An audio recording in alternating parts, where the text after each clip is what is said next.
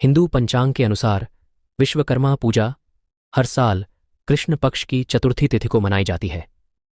इस बार यह पूजा 17 सितंबर को की जाएगी। इस दिन कारखानों, घर में मौजूद अस्त्र शस्त्र की विशेष पूजा की जाती है। ऐसा कहा जाता है कि इस दिन इन चीजों की पूजा करने से भगवान विश्वकर्मा बेहद प्रसन्न होते हैं। बता दें, भगवान विश्वकर्मा को दुनिया का पहला इंजीनियर कहा जाता है।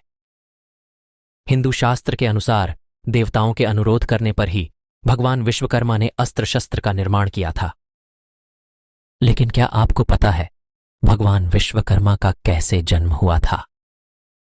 अगर नहीं तो इस आर्टिकल से आज हम आपको यह सारी जानकारियां देंगे। तो चलिए जानते हैं भगवान विश्वकर्मा का कैसे हुआ था जन्म। विश्वकर्मा पूजा के व्रत की प्रथम कहानी। पौराणिक कथा के अनुसार जब सृष्टि का निर्माण हो रहा था तो वहां सर्वप्रथम भगवान नारायण यानी साक्षात भगवान विष्णु सागर में शेष शैया पर प्रकट हुए। भगवान विष्णु के प्रकट होने के बाद उनकी नाभि कमल से चतुर्मुख भगवान ब्रह्मा दृष्टिगोचर हो गए थे। ब्रह्मा के पुत्र धर्म और धर्म के पुत्र वासुदेव थे। धार्मिक मान्यताओं के अनुसार वस्तु से उत्पन्न वास्तु 7वें पुत्र थे, जो शिल्प शास्त्र में बहुत ही बुद्धिमान थे। वासुदेव की पत्नी अंगिरसी ने भगवान विश्वकर्मा को जन्म दिया। आगे चलकर अपने पिता की तरह ही भगवान विश्वकर्मा भी वास्तुकला के अद्वितीय आचार्य बने। विश्वकर्मा पूजा के व्रत की प्रथम कहानी।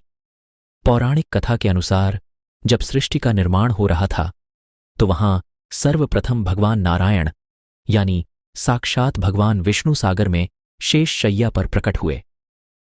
भगवान विष्णु के प्रकट होने के बाद उनकी नाभि कमल से चतुर्मुख भगवान ब्रह्मा दृष्टिगोचर हो गए थे। ब्रह्मा के पुत्र धर्म और धर्म के पुत्र वासुदेव थे। धार्मिक मान्यताओं के अनुसार वस्तु से उत्पन्न वास्तु 7वें पुत्र थे, जो शिल्प शास्त्र में बहुत ही बुद्धिमान थे।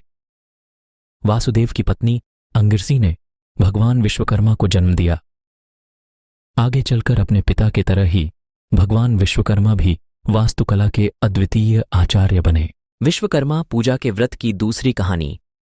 पौराणिक कथा के अनुसार प्राचीन काल में काशी नगरी में एक रथकार अपनी पत्नी के साथ रहता था।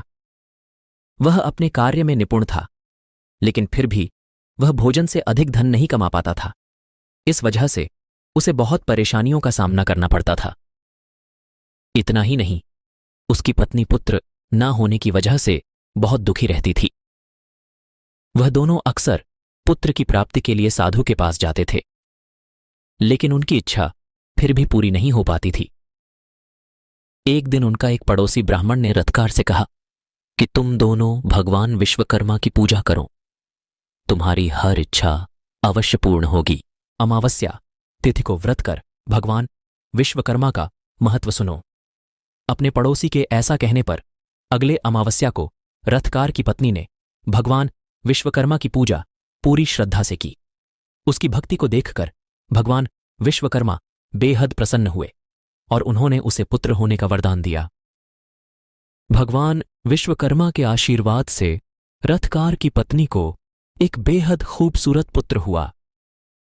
इसके बाद से दोनों सुखी जीवन व्यतीत करने लगे। भगवान विश्वकर्मा के कई स्वरूपों की वर्णन पुराणों में मिलता है। हालांकि प्रचलित ज्यादातर चित्रों और मूर्तियों में उनके 4 हाथ दिखाए गए हैं। पुराणों में भगवान विश्वकर्मा के 5 पुत्रों मनु, मय, त्वष्टा, शिल्पी और दैवज्ञ के बारे में भी जानकारी दी गई है।